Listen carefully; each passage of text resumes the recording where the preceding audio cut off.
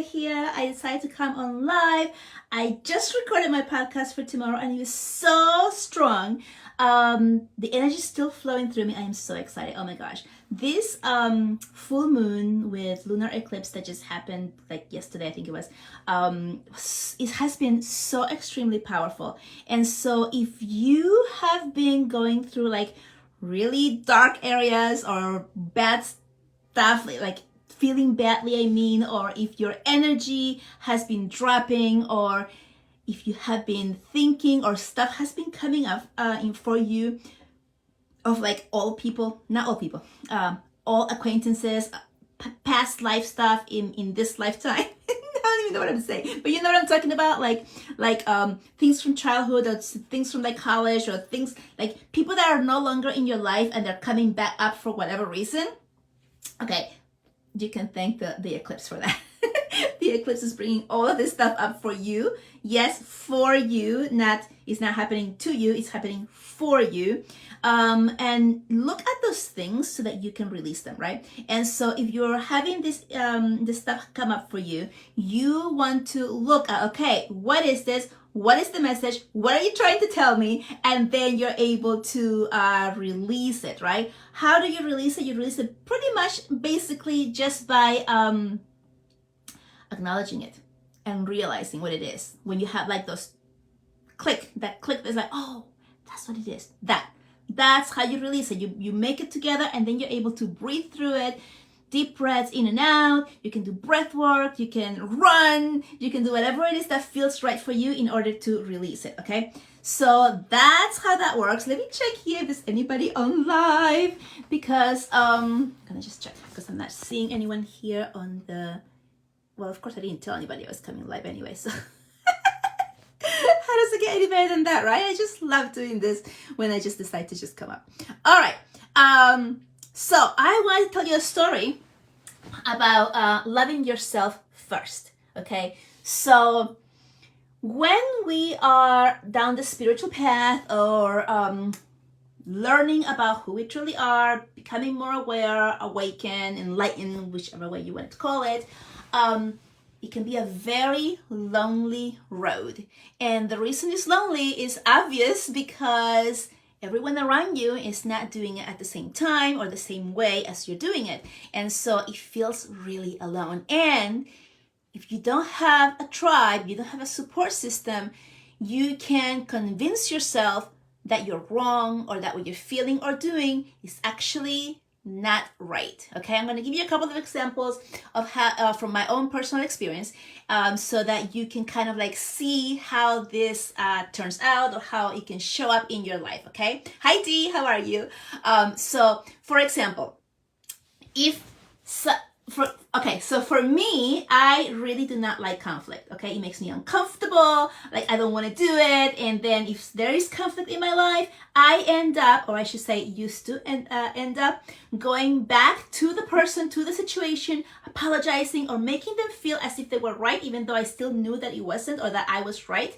And saying things to make things better and bring harmony to the situation, to the life, to my life, to other people, and make them feel better. Okay, this is why I posted yesterday that I am no longer available for bringing people back up and lowering my frequency and my knowing in order to help them feel better. Okay, so that's why I posted this, coming out really, really strong, that I need to share more about it, because it's really going to help a lot of you as you see yourself in my situation, right? Okay, so I got this this way of being or coping with things from childhood, right? It happened when I was going to church. I see it in my mind. I was like 7 years old. I was in church. It was to the brim, packed with people, everybody's standing, and there's this lady with a baby who's crying, and the priest in front of the entire congregation makes her feel shameful and bad and asks her to step out of the church because that baby is disrupting his sermon.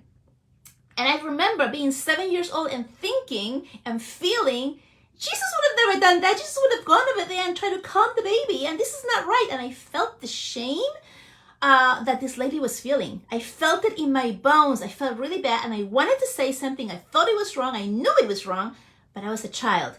and it was not proper, and I couldn't do anything. And so what did I do? I learned to just hold on to that energy, that feeling of like, that's not right, and I want to do something about it, but not being able to. And that continued to repeat itself in my life. So if you're connecting the things in your life, you're going to see how this childhood trauma sticks in your body, and then you bring it to your adulthood, right?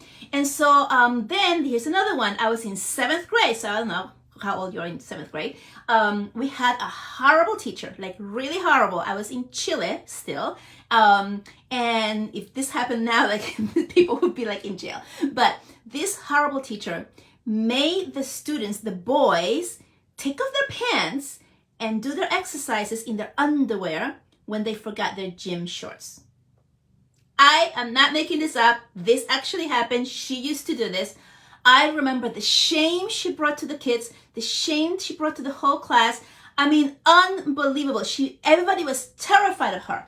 And there was 3 kids, I remember, that we went outside, like everybody had to do their exercises, and these 3 kids are like jogging around in their underwear, and she's like bringing all of this shame to them. Can you imagine? Like, it's unbelievable, right? I knew it was wrong. We all knew it was wrong. Not one of us stood up. Not one of us, because we're terrified of the witch, right? The bad witch. I'm using the word wrongly, right? The way that we used to think about it. So that's what happened. Another incident, same teacher. She took one of my classmates, grabbed him by the hair here, and started like spinning it around. The poor kid was like spinning around on the ground because she's spinning around his head. I don't know. He was being punished for something. I have no idea what it was. I remember, again, watching this, feeling that it was wrong, knowing it was wrong, wanting to do something, wanted to say something, couldn't. All of these emotions bringing back into my body.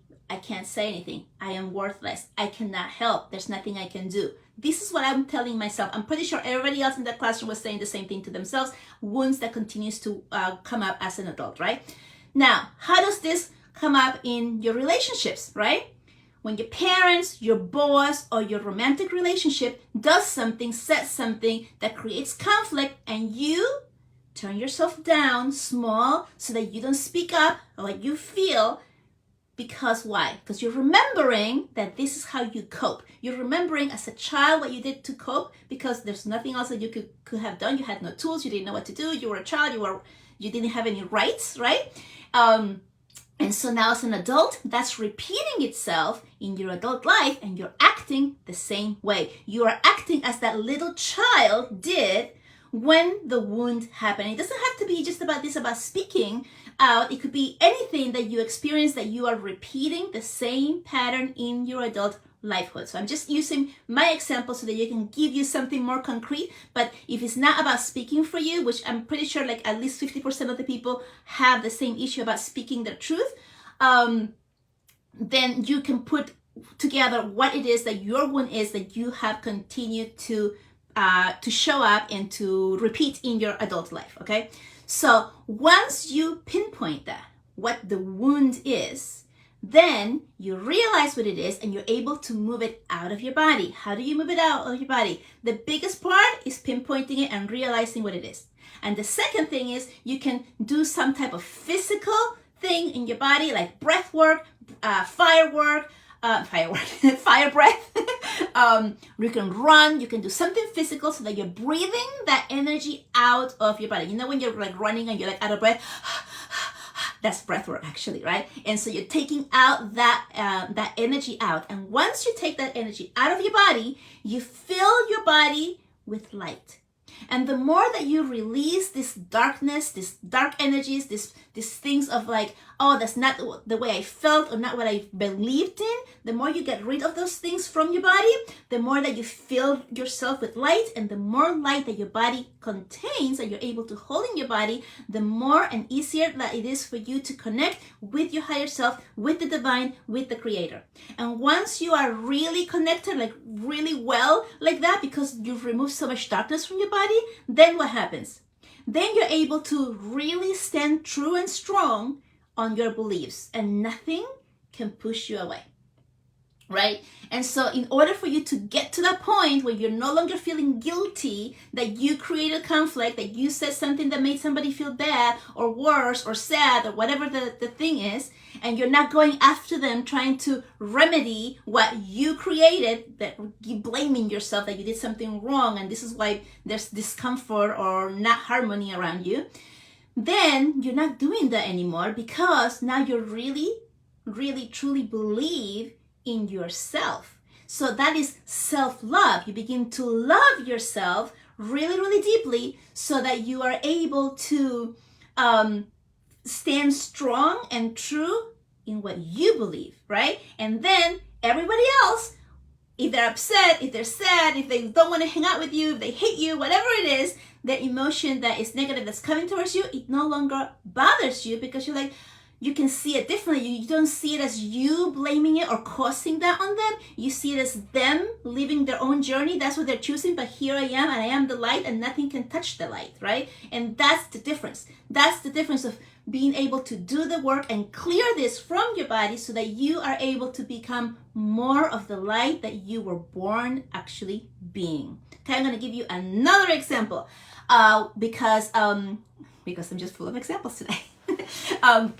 So this example happened when I started my awakening, which was like over 20 years ago, but I didn't know I was doing this, okay? I was not aware that I was coming through an awareness and awakening period, but it was happening, okay? So I was having these experiences happen.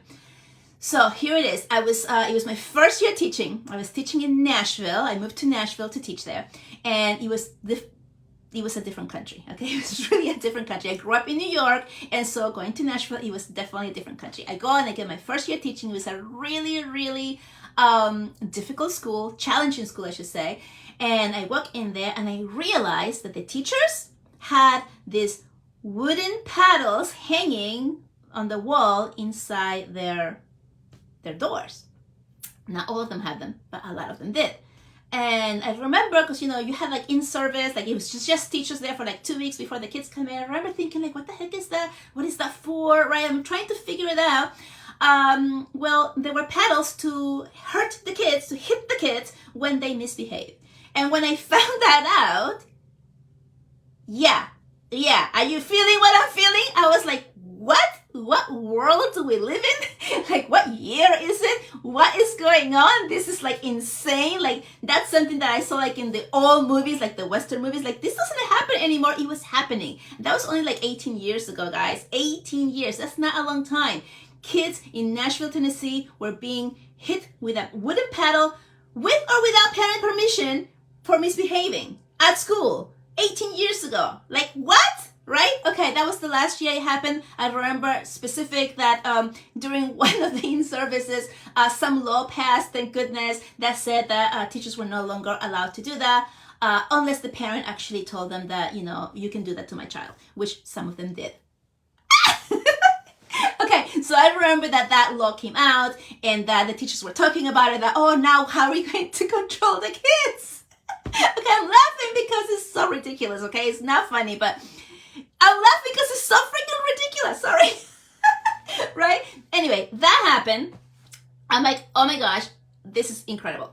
Another thing happened, same school, same week, in service, right? It was Friday of the in-service week, and somebody came to my door in my classroom and they said, hey, some of us are going to order pizza. And we decided, since so many people wanted to buy it, maybe we can just all get the money and buy pizza together so we don't all have to go outside and place our own separate orders. And I was like, yeah, sure, I'll do that. So I gave them my money for the pizza that I wanted, the amount of slices that I wanted. Then lunch came over. I ran downstairs to the lunchroom. I was so hungry, right? I walk in, there's this huge cafeteria. I look to the right. There's like a huddle of teachers, about 12 to 15 teachers just standing there and talking very quietly. And I'm like, why are they talking so quietly? Like what's going on, right? And then I look up in front of them. There's this big table, and there's like piles and piles of pizza boxes with the pizza. It arrived.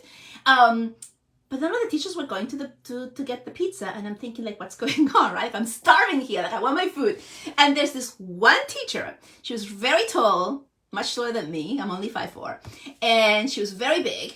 and she had really short hair, and she was literally pacing back and forth in front of the pizza boxes. And so I'm like looking at this, I'm like, I don't understand what's happening. And so I asked the teachers here, I'm like, hey, what's going on? And they're like, oh, she says that in this school we have to pray before we eat. And I was like, what, you serious?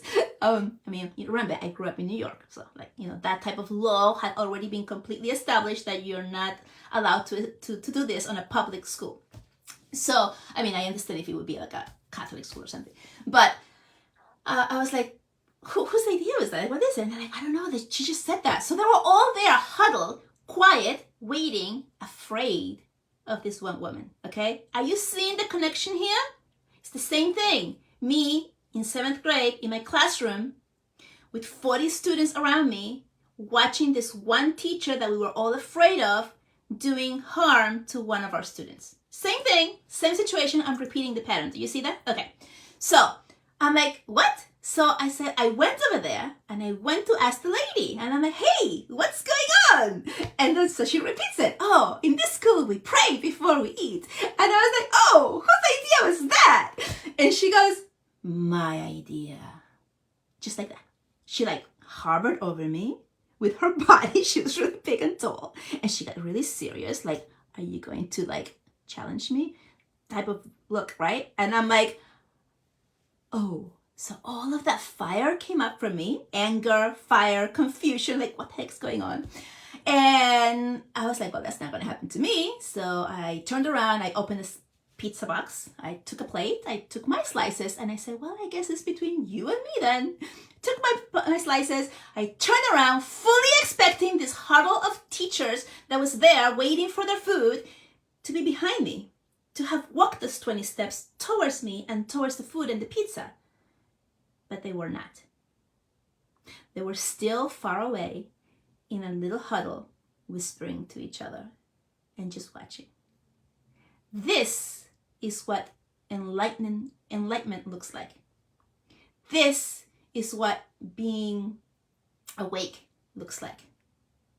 It looks like you're all alone, like you're doing something wrong, right? So I was fully expecting that hall full of people to come and join me in my fight for what's right, but they weren't. And so all of the fear came up in my body. I went to try to sit and eat my pizza at a table, and I couldn't because those teachers were still standing there watching the whole thing and not moving, even though it was completely clear that they were agreeing with me. But they were too afraid. They were too afraid of the woman, just like I was afraid of my teacher when I was in 7th grade. They couldn't move. And so I started getting very emotional, so I just get my pizza and I leave and I go to my classroom to eat my pizza because, when you're like feeling like you want to cry, like you can't eat. And I was like floored that I couldn't believe that they weren't behind me. They had said they were behind me, but then once I took action, they didn't. This is exactly what's happening today with anything, right? When you see something going wrong, this is what happened with the Nazis. People are just watching things, and the fear stops the masses from taking action, right? The only thing that changes and allows you to be strong enough to take action is when you become really clear on what you believe. If there's a little teeny bit of inkling of doubt in what you're doing, what you believe, and what you're all about, then you're going to be part of that hurdle and stand there and do nothing. That's what it looks like when you are going through life and coming into your awareness and your gifts, and you want to share with the world, and then the people in your life begin to leave, because this happens to every single one of us. It has happened to me, right? Your family, your friends, they leave you like that's crazy, or it's evil, or it's not right, or what the heck are you doing, or this is not the path that we thought you were, and all of those words that make us doubt ourselves and make us feel like, am I doing the right thing? Is this true for me? Like, what is it, right? And we can go really, really down the spiral of self-doubt and pity, and I'm not doing this anymore, or is it really worth it? We can go down that spiral really, really quickly if you don't have your support system, if you don't have at least one person with whom you can talk about your feelings, your fears, what you're going through, your awareness, your gifts, whatever is coming up for you. This is why it's important to have that support system, someone that's there to see you, to validate you, and to be with you, to hold your hand, to say, yes, come this way, we are together, yes, this is true, no, you're not making it up, no, this is not just part of your imagination, yes, this is happening for you, right? This is why that's important, guys. This is why, right? Now, I didn't know this, but this is how my awakening and awareness began. It began with times like this, when I was faced with situations that I knew inside what was right or not, but now I was coming into my power in like, okay, I'm going to do something about it, instead of just staying there and keeping quiet with the rest of the hurdle of the people who are afraid, right? And it's difficult, guys. This is not an easy path at all, okay? But I'm here to tell you that we all go through it, and that's what it can look like, okay? So if you're going through difficult times, especially now with the eclipse, and a lot of old stuff is coming up for you, and you're feeling like questioning yourself, questioning, what am I doing? Is this the right path? Can I actually do it? The answer is yes, yes, yes, yes, yes, yes, yes, yes, yes, yes, yes, yes, yes.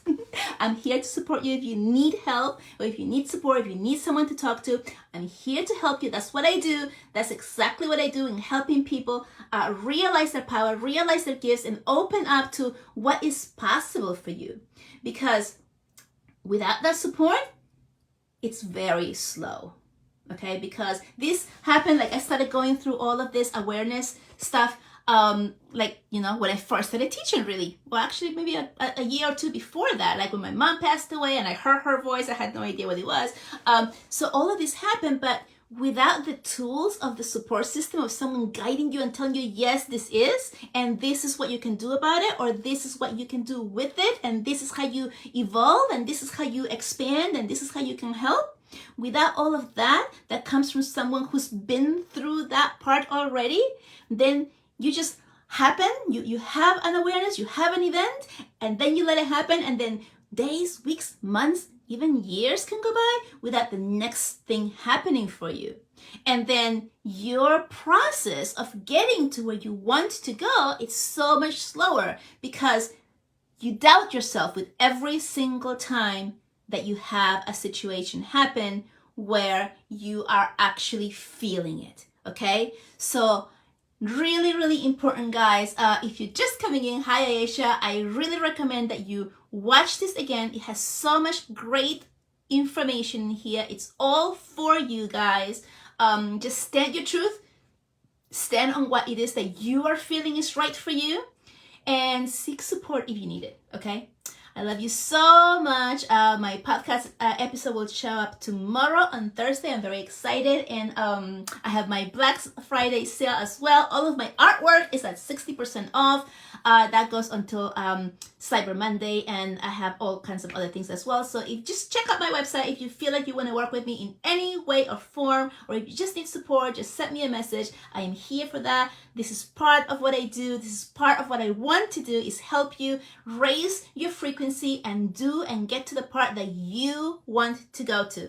All right, guys, I love you so much, and I'll talk to you soon. Bye.